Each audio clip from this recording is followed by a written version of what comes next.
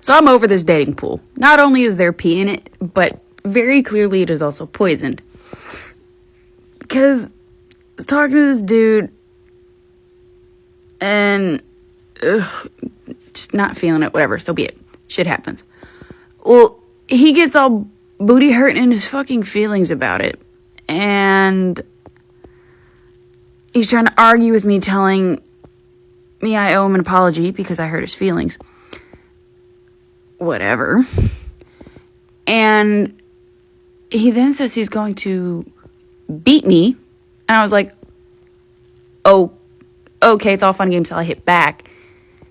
And he's like, I'd break your hand. And I'm like, I literally just dodged a tactical nuke because he thinks it's okay to beat women for how they treat men.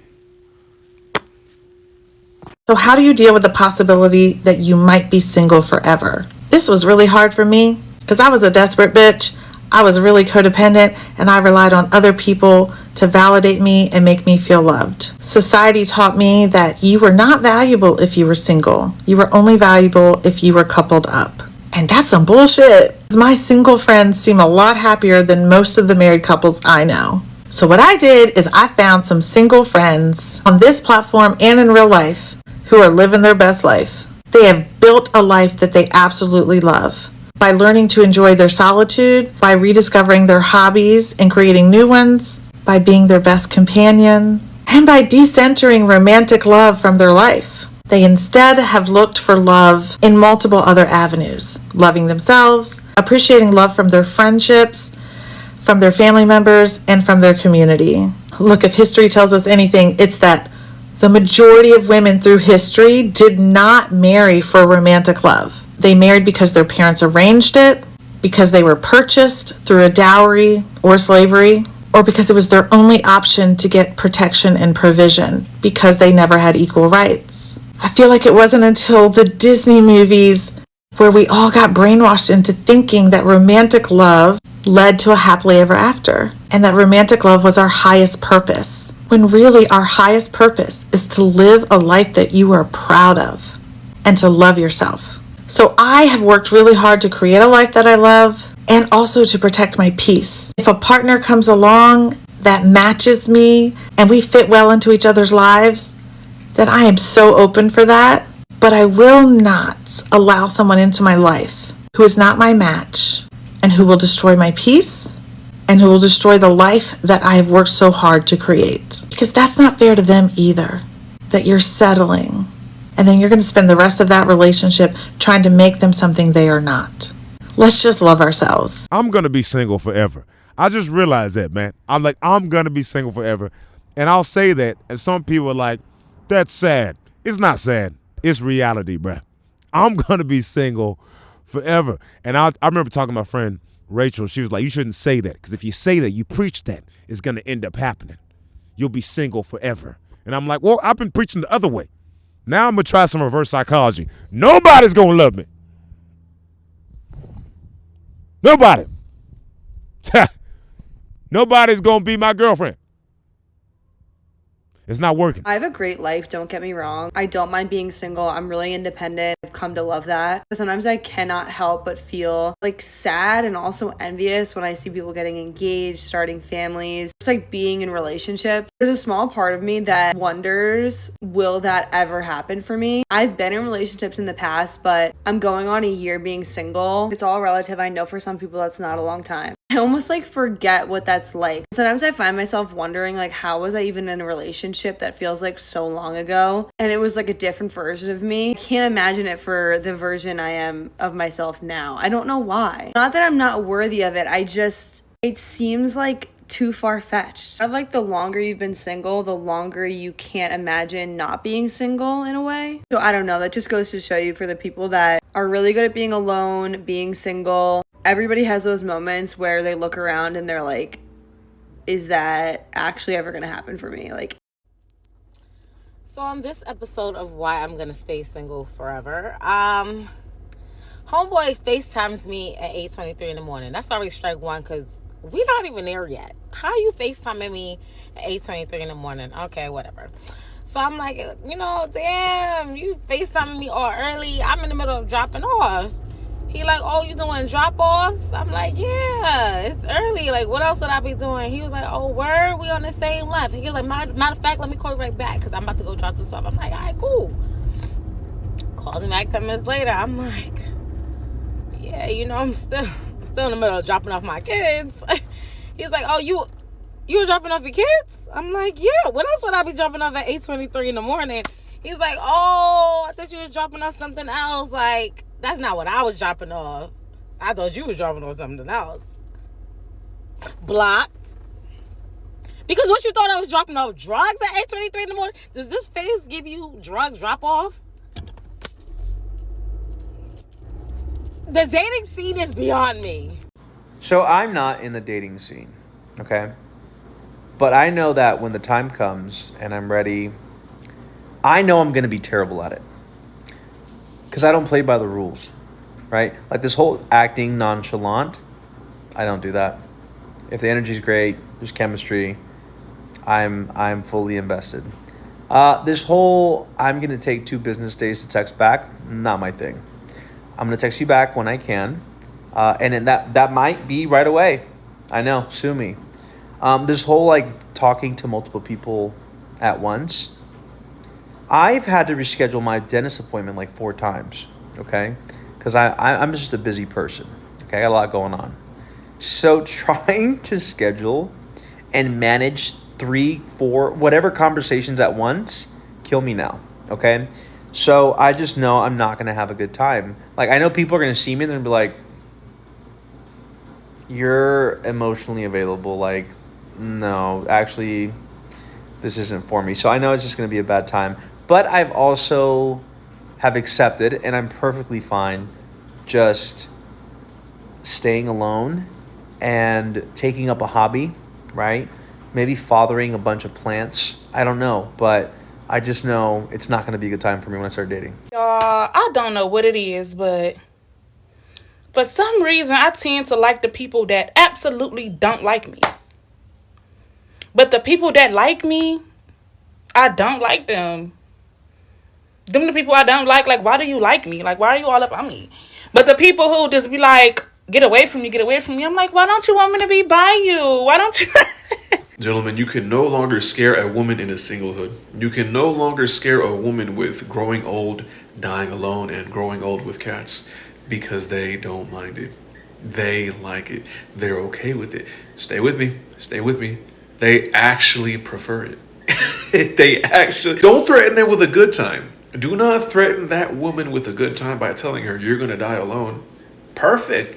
She's been used to that anyway. Because a woman who's been through the bullshit, heartbreak, trauma, abuse, manipulation, deceitful lies, she prefers to live alone and not have anyone by her side. If you don't believe me, ask around. Women themselves will tell you. And the studies show it as well. Research backs this up. There's a lot of research that indicates that single women tend to thrive more. Women that are single thrive more than women in relationships. So single women, it ain't no threat no more. They actually take it as a compliment. You're gonna die alone with cats? Perfect. Just like I want it. And what happens when a lot of men tell women that they're going to die alone, or they're going to grow old with cats only, and no one's going to want them, and they're going to be single forever, they're inwardly projecting. They're the ones who are afraid of being single forever, not the woman. The woman is okay with it. She's created a life of peace, a life of blessings, a life of positivity, a life of radiance through all the shit she's been through. So when a man tells you, you're going to die alone, just know that he's actually telling you he's afraid to die alone. And he wants you to pick a man, pick any man, pick him, than to be alone because he can't stand to be on his own. Are there any other single people in their 30s or 40s who think they may have singled too hard? Like the thought of somebody else living and being in this space with me, it's not it. Or people say that you are too picky or you have high standards. Why shouldn't I? Why shouldn't I? So if we have indeed singled too hard, what do we do now? What do we do now? Man, had an interesting evening last night. I went on a date, y'all. I put my best foot forward, hoping for the best, having the most positive intentions possible. And here's what happened. So went out dancing, which is totally fine. I don't drink liquor. For those people who do, that is also totally fine. It's just not my thing. But the problem is, and y'all can tell me if I'm tripping, if you're out on a date with somebody, especially around our age, in our 40s, and you've been to the bar 12 times in 30 minutes, there may be a problem there. You might be an alcoholic, man. Or you get so damn wasted that you could barely walk. You can't stand up. Anybody comes within the vicinity of you and you want to fight them and shit, like, that's crazy, man. You're like, come on, we gotta do better.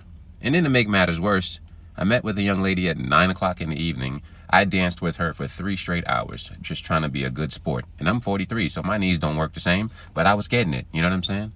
And she got upset with me because when it hit midnight, I said, you know what, my legs are a little tired. You're super drunk. Maybe we should just relax. At that point, she referred to me as, you are a bitch. You're a little bitch. You can't dance for 60 more minutes. And I'm like, wow, that this shit is happening in our 40s. What the fuck? Like, so for all of you, if you want to be reminded why you should stay single in a lot of situations, just go on a date. It will definitely remind you of what the fuck is going on out here. Listen, to all the people out here trying to find better, trying to find someone, period. Look, I hear you. Do what you gotta do. My honest opinion, in this generation, ain't nobody out there, babe. Ain't nobody out there. I don't know who you looking for. I really don't know who you looking for. I don't know why you looking for better or why you looking, period. There is nothing out there at all. 2025 is crazy. Like, for you to start over now? Nah. That's just, it's outrageous to me. I'm sorry. Not. Look, I done gave up. I hung up my towel, okay? That's me and my kids for life. And I'm happy. I'm real happy. I don't got to worry about nobody. Sure, I pay my rent, I pay my bills. I ain't got nothing to worry about. I don't got to worry about no man. No ma'am. I don't got to worry about that man cheating on me, talking to other people, nothing. I'm stress free. So I suggest hang up that towel, baby, because you're not going to find nobody.